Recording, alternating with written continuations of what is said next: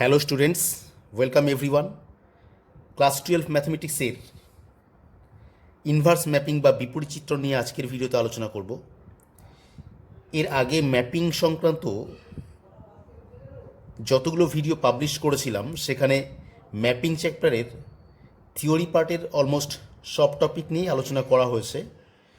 তো আজকে শেষ টপিক ইনভার্স ম্যাপিং বা বিপরীত চিত্রণ। ইনভার্স ম্যাপিং বা বিপরীত চিত্রণ সংক্রান্ত আলোচনা করতে গিয়ে একটু প্রথম থেকেই শুরু করব। ধরা যাক এফ এ টু বি একটা ম্যাপিং, এ আর বি দুটি অশূন্য সেট, এফ এর সাহায্যে বি সেটে এ সেটে একটা চিত্রণ প্রকাশিত হয়, আমি ধরে নিচ্ছি। এবার যদি বি সেটের একটা এলিমেন্ট স্মল বি হয় এবং সেই বি যদি এ সেটের স্মল এ এই এলিমেন্টের সঙ্গে কানেক্টেড থাকে, তবে আমরা সেক্ষেত্রে লিখি যে f A equal to B. তো এখানে এই এ কে আরেকটা নতুন নামে প্রকাশ করা হচ্ছে বা নতুন নাম বলা হচ্ছে, তাকে বলা হচ্ছে এ হলো বি এর ইনভার্স এবং তাকে লেখা হচ্ছে এফ ইনভার্স বি। এটি কি? এটি হচ্ছে এ কে আমরা বলছি বি এর ইনভার্স। আমরা একটু সহজ কথায় বলতে পারি আমাদের আগের ধারণা থেকে যে এ হচ্ছে প্রাকবিম্ব এবং বি হচ্ছে প্রতিবিম্ব। তো সেক্ষেত্রে আমরা এ কে বলছি বি এর ইনভার্স। এখন এই বি যদি স্মল বি যদি ক্যাপিটাল বি সেটের অর্থাৎ এই ম্যাপিংয়ের যে কোডোমেন তার যদি যে কোনো এলিমেন্ট হয়, তবে এই এফ ইনভার্স বিকে আমরা একটা সেট হিসেবে প্রকাশ করতে পারি। এই সেটটাকে আমি এভাবে লিখতে পারি যে এই সেটে এক্স টাইপের এলিমেন্ট রয়েছে এবং x belongs to A, x হচ্ছে এ সেটের এলিমেন্ট এবং কি f x equal to B. এটাকে আমি সেট হিসেবে প্রকাশ করলাম। তো এই যে স্মল এ হচ্ছে, আমরা বলছি যে এ হচ্ছে বি এর ইনভার্স, তাকে লিখছি এফ ইনভার্স বি। তো এই এ হচ্ছে ইনভার্স অফ বি বা বি এর বিপরীত। এই এ হচ্ছে বি এর ইনভার্স। তো এটাকে আমরা বলছি ইনভার্স অফ এন এলিমেন্ট। একটা ম্যাপিংয়ের ক্ষেত্রে ইনভার্স অফ অ্যান এলিমেন্ট, এটা কি বলছি আমরা। এবার এখান থেকে আমরা এফ যে ম্যাপিং তার প্রকৃতির উপর নির্ভর করে কিছু কন্ডিশন আমরা দেখব। এই যে এফ ম্যাপিংয়ের নেচারের উপর ভিত্তি করে ধরা যাক এফ একটা এক চিত্রণ।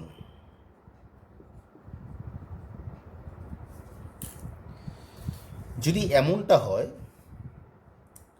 তাহলে এই এফ ইনভার্স বি এই সেটটায় কতগুলো এলিমেন্ট থাকবে? পরিষ্কার যে এফ ইনভার্স বি যে সেট, এই সেটটি কিন্তু এই যে এ সেট ডোমেন সেট তার একটা কিন্তু সাবসেট হবে। তো এবার আমরা কন্ডিশনগুলো আলোচনা করছি। যে প্রথমে লিখলাম যে এফ একটা আমি এক উপরিচিত্রণ নিচ্ছি,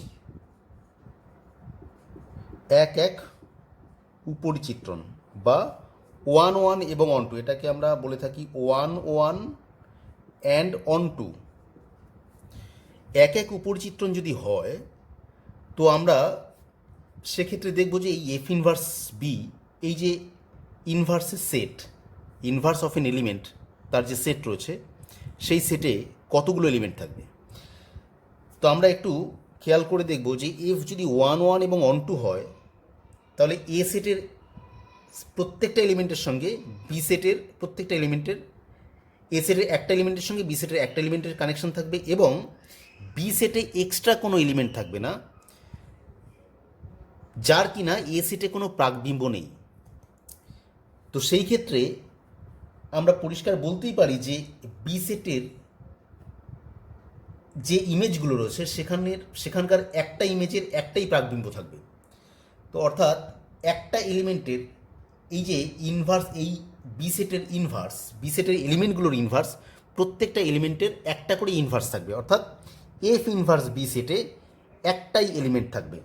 তো এফ ইনভার্স বি সেটে তখন এখানে থাকবে জাস্ট ওয়ান এলিমেন্ট, এটা হবে একটা এলিমেন্ট। এবার দেখব 2 নম্বর ক্ষেত্রে যে এফ যদি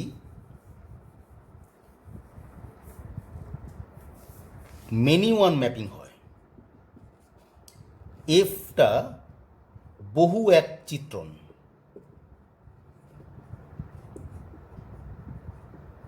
অর্থাৎ many one,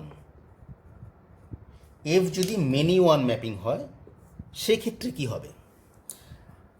F many one mapping হওয়ার অর্থ হচ্ছে যে এ সেটের একাধিক এলিমেন্টের বি সেটের একটি প্রতিবিম্ব থাকবে। মেনি ওয়ান, এ সেটের একাধিক প্রাকবিম্বের বি সেটে একটা প্রতিবিম্ব থাকবে।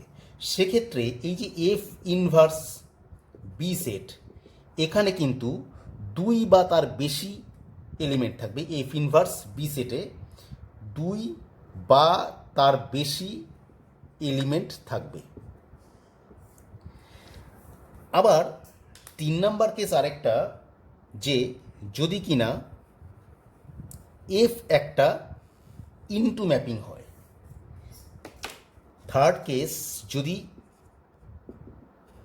এফ ইনটু ম্যাপিং,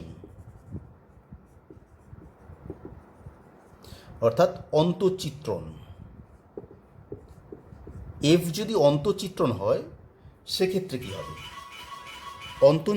অন্তঃচিত্রণ হওয়ার অর্থ, এফ অন্তঃচিত্রণ হওয়ার অর্থ যে এই যে ম্যাপিংটি রয়েছে, এই এফ ম্যাপিংটার যে ইমেজ সেট হবে সেটা বি সেটের একটা সাবসেট হবে, প্রপার সাবসেট। অর্থাৎ বি সেটে এমন কোনো এলিমেন্ট থাকবে যার কিনা এ সেটে কোনো প্রাকবিম্ব নেই। তো সেক্ষেত্রে আমরা যখনই ইনভার্স অফ এন এলিমেন্ট নির্ণয় করব, যদি আমরা এমন এলিমেন্ট সিলেক্ট করে থাকি বি সেটের যার কিনা এ সেটে কোনো প্রাকবিম্ব নেই, তাহলে তার তো আমরা এ সেটের কোনো এলিমেন্টের সঙ্গে কানেকশন পাবো না। সেক্ষেত্রে কিন্তু এই এফ ইনভার্স বি যে সেট, সেই সেটটা ফাই সেট হবে বা শূন্য সেট হবে। কেননা বি সেটের সেই এলিমেন্টের, আমরা এমন একটা এলিমেন্ট যদি সিলেক্ট করে থাকি যার কোনো প্রাকবিম্ব এ সেটে নেই, তাহলে তার তো আমরা কোনো কানেকশন পাবো না। যে f A equal to B, এইভাবে আমরা লিখতেই পারবো না।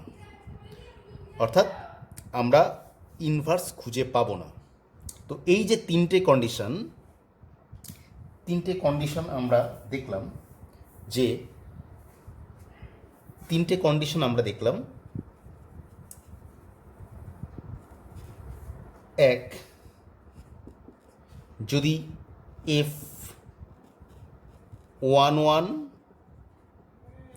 এবং অন টু হয়।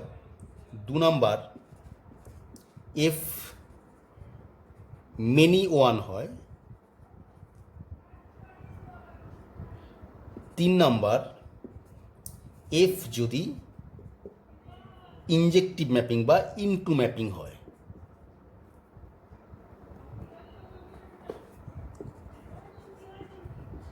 এফ যদি ইনটু ম্যাপিং হয়, তো সেক্ষেত্রে এই ইনভার্স অফ এন এলিমেন্টের সেটটি কী হবে?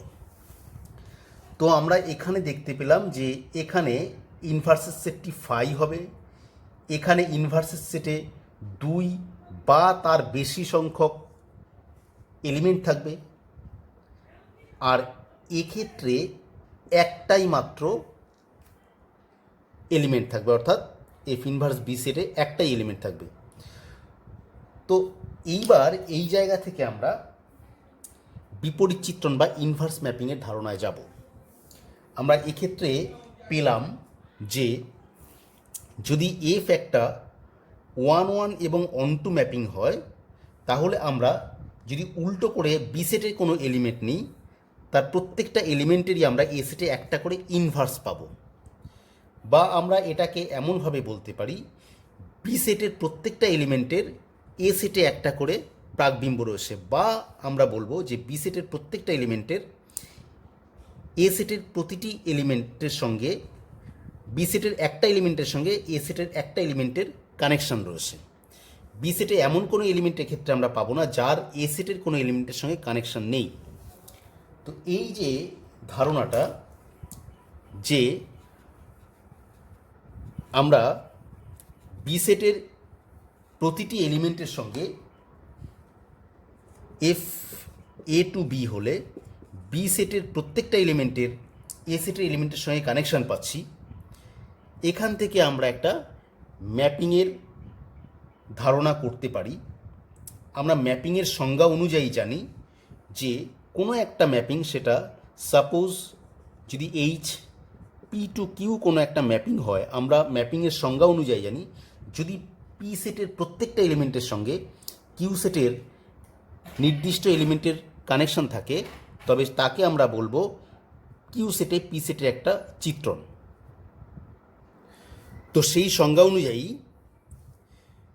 আমরা দেখতে পাচ্ছি যে বি সেটের প্রত্যেকটা এলিমেন্টের এ সেটের নির্দিষ্ট এলিমেন্টের কানেকশান রয়েছে। তো এটাকে আমরা একটা ম্যাপিং হিসেবে দেখতে পারি এবং সেই ম্যাপিংটাকে আমরা এভাবে লিখতে পারি জি বি টু এ। তো এক্ষেত্রে কি হচ্ছে যে এফ যদি একটা 1-1 এবং অন-টু ম্যাপিং হয়, তাহলে বি সেট থেকে এ সেটে একটা চিত্রণ সংজ্ঞায়িত হতে পারে, যাকে আমরা বলছি এফ ম্যাপিংয়ের ইনভার্স ম্যাপিং। এটাকেই আমরা এভাবে লিখছি, এফ ম্যাপিংয়ের ইনভার্স ম্যাপিংকে ডিনোট করছি আমি এইভাবে, F inverse equal to G B to A. তো এটাকেই বলা হচ্ছে ইনভার্স ম্যাপিং। তো আমরা দেখলাম কোনো একটা ম্যাপিং ইনভার্স হতে গেলে তার দুটো শর্ত আছে। এফ যদি একটা চিত্রণ হয় এ টু বি, তবে এফকে 1-1 হতে হবে এবং আরও একটা কি অন-টু হতে হবে। এই দুটো হলো কোনো একটা ম্যাপিংয়ের ইনভার্স ম্যাপিং থাকার শর্ত। তো আশা করি ইনভার্স ম্যাপিং সংক্রান্ত আলোচনা আমরা বুঝেছি।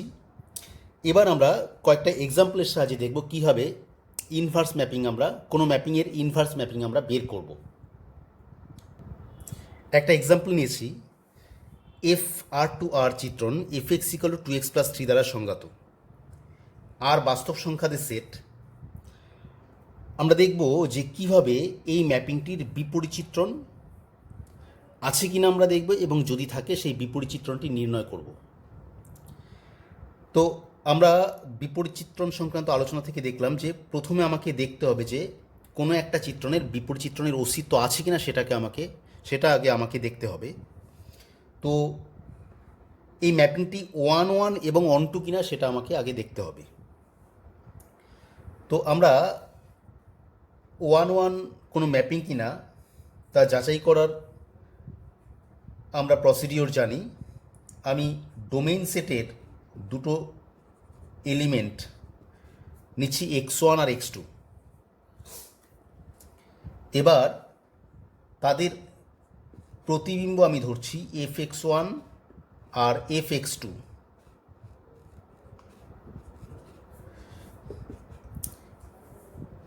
তো যদি fx1 ইকুয়াল টু fx2 হয়, তো সেটা কি ইমপ্লাই করছে যে fx1 ইকুয়াল টু হচ্ছে 2x1 + 3 ইকুয়াল টু 2x2 + 3। এখান থেকে দেখতে পাচ্ছি আমি যে x1 ইকুয়াল টু x2। তো fx1 equal to fx2 implies x1 equal to x2, অর্থাৎ সেম প্রাকবিম্বের সেম প্রতিবিম্ব। তো এখান থেকে বলতে পারি যে f হলো, এখান থেকে আমরা বলবো যে f 1-1 এফ হলো 1 1। এবার দেখব সেটা অনটু কিনা। কোনো একটা ম্যাপিং অনটু হবে কিনা তা নির্ণয় করতে গেলে আমরা কোডোমেন সেটের একটা এলিমেন্ট ধরে নেব। ধরা যাক এই কোডোমেন সেটের একটা এলিমেন্ট ওয়াই, এবং যাতে f x equal to y হয়। কোডোমেন সেটের যে কোনো এলিমেন্ট হচ্ছে ওয়াই এবং f x equal to y হলো। এবার যদি আমি দেখাতে পারি যে এই এক্সটি ডোমেন সেটের একটা এলিমেন্ট, তাহলে আমরা বলতে পারবো যে এই ম্যাপিংটি অন টু ম্যাপিং। তো এখান থেকে আমরা পাচ্ছি f x equal to 2x + 3 or x equal to y - 3/2। তো আমাকে এখন দেখতে হবে এক্স অর্থাৎ এই ওয়াই - 3, এই যে এক্সপ্রেশনটা বা এই যে ভ্যালুটা, এটা ডোমেন সেট আরে আছে কিনা। তো আমরা দেখতে পাচ্ছি যেহেতু y belongs to R, y বাস্তব সংখ্যা, তো এখানে যে কোনো বাস্তব সংখ্যা পুট করলেই আমরা এই ভ্যালুটা কিন্তু একটা বাস্তব সংখ্যাই পাবো। তো সেই জায়গা থেকে আমি বলতে পারি যে ওয়াই - 3/2 এটা বিলংস টু আর, অর্থাৎ এক্স বিলংস টু আর। তো আমরা দেখতে পেলাম যে কোডোমেন সেটের যে কোনো একটা এলিমেন্ট ওয়াই নিলে সেটি তার প্রাকবিম্ব পাওয়া যাচ্ছে, অর্থাৎ আর সেটে আছে। তো এখান থেকে আমি বলবো যে এফ হচ্ছে একটা অন টু ম্যাপিং। তো কোনো একটা ম্যাপিংয়ের বিপরীত চিত্রণ পাওয়ার যে কন্ডিশন 1 1 হওয়া এবং অন টু হওয়া, সেই দুটোই হয়েছে। তো আমরা বলবো যে এফের বিপরীত চিত্রণের অস্তিত্ব আছে, এফ চিত্রণের বিপরীত চিত্রণের অস্তিত্ব রয়েছে। তো আমরা এখানে কি পেলাম, যে আমরা পেলাম f x equal to y, এখান থেকে আমরা পেয়েছি এক্স ইকুয়াল টু ওয়াই - 3/2। তো আমরা এখন বলতে পারি যে আমরা এটাকে এভাবেই বলবো যে f inverse Y equal to y - 3/2। তো আমরা এই জায়গা থেকে দেখতে পারি যে X equal to F inverse Y এবং F inverse Y equal to আমরা পেলাম যে এক্সের ভ্যালু পেয়েছি ওয়াই - 3/2। তো আমরা বলতে পারি যে এই এফ ইনভার্স ওয়াই, বা আমরা এটাকে এমনভাবে লিখতে পারি যে আমরা এক্সের সাহায্যে লিখি F inverse x equal two x - 3/2। এটার সাহায্যে এই কোডোমেন সেট আর থেকে ডোমেন সেট আরে একটা এফ চিত্রণের বিপরীত চিত্রণ সংজ্ঞায়িত হয়। তো আমরা দেখলাম যে এই যে চিত্রণটা দেওয়া ছিল, সেই চিত্রণটার বিপরীত চিত্রণ আমরা কীভাবে বের করতে হবে দেখলাম।